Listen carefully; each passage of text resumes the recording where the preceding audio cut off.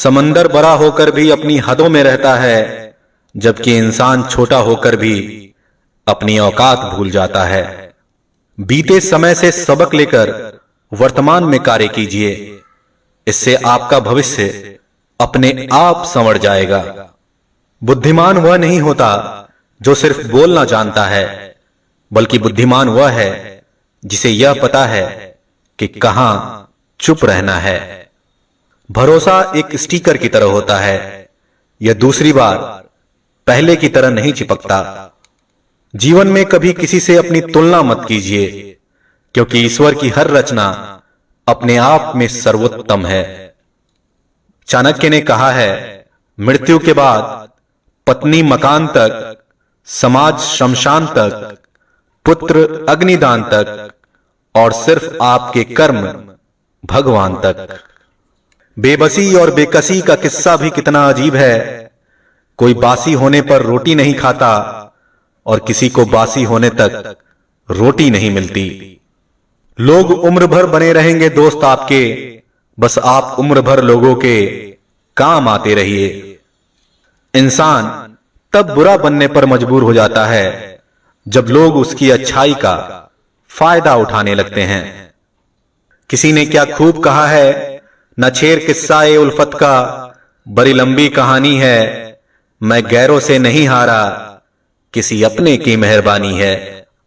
हर बेटी के भाग्य में पिता होता है, पर हर पिता के भाग्य में बेटी नहीं होती।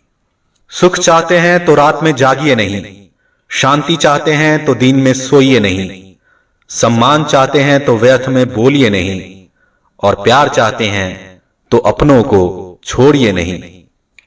अक्सर वही दिए हाथों को जला दिया करते हैं जिसको हम हवा से बचा रहे होते हैं।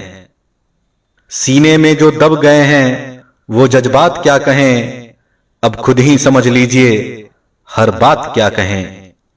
साथ रहकर जो छल करे उससे बड़ा कोई शत्रु नहीं हो सकता, और आपके मुंह पर जो आपकी बुराइयां बता दे उससे बड़ा कोई मित्र नहीं हो सकता।